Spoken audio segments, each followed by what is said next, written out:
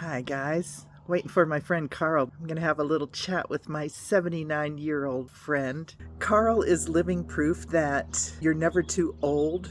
Life never gets you down too much that you can't pull yourself up and start over and reinvent your life the way you want it. Wait until you hear how he broke his hip in his front yard. Yee. And he's going to tell you about the death decade. Have you ever heard of it? Are you in it? Let's find out. A couple years ago, you broke your leg? Uh, 2 years ago, I broke my hip. Yeah. Your hip. I was down at the end of my driveway. It was, Saturday morning, about 7 o'clock. I was walking out to my car to grab something. I slipped in the ice, broke my hip.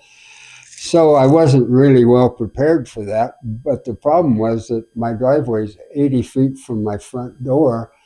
And I couldn't walk. So I had to drag myself with my elbows. Took 45 minutes to get from into my driveway into the house to call 911 to get to the hospital.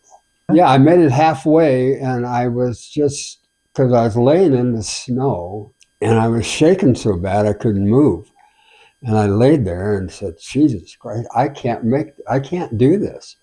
And then after about 30 seconds, I said, well, if you don't do it, nobody's going to do it for you. So you either suck it up and try and get in there, or you lay here and die. And so I said, well, hopefully I'm not ready for that yet. So I made it into the house, but I didn't know where my phone was. So, you're scooting along the ground. So I grabbed a broom or something on the way into the house and just started knocking everything off, all the flat surfaces, until I found my phone. Then I called 911 and they answered. They said they're going to send somebody else out there. And so then you just take a deep breath and say, it's up to somebody else now. You've done what you can do. See what happened. It was a long recovery, but it happened.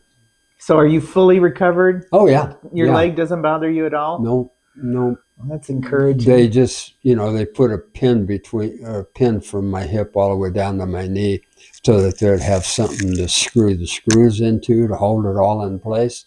I broke my leg 10 years ago in 3 places on the other side, and that was a 5-month process. This was almost a 9-month. It just takes a long time. It's amazing how fast your muscles atrophy from just a week of non-use. I mean, I was like starting over. I'm just happy that everything is back to the way it was.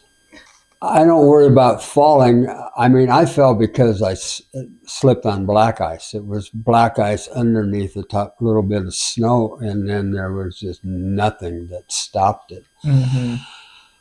I'm trying to be a little more aware of that. It's not like you lose your balance and fall. You fall because your feet just go totally out from under you, and I don't want that to happen. What do you do to work on your balance? Oh, I'll just stand on one foot for a while and see if I can stand on one foot for 60 seconds and stand on the other foot for 60 seconds. And, even standing up doing dishes, you can lift one foot up and then you have something to hold on to. You lose your balance. But then I try to hold weights in one hand and do and then walking. I go to a local chiropractor here who is extremely good, but he keeps telling me, walk with purpose twice a day for 5 minutes and you'll be amazed at what it does. And it does. It works a lot. You just got to keep going, which is hard to do. It's hard to do. Even though it's not really strenuous physical activity, it's still getting out there and doing it consistently. And I am not very good at that, but I can feel the difference. Tell us a little bit about what you call the death decade. The only reason I came up with that is something for us to laugh about at lunch. I spend a lot of time on YouTube because I don't watch regular TV, and I come across all these statistical things. And one of the things was that 18% of the people in this country are over the age of 65.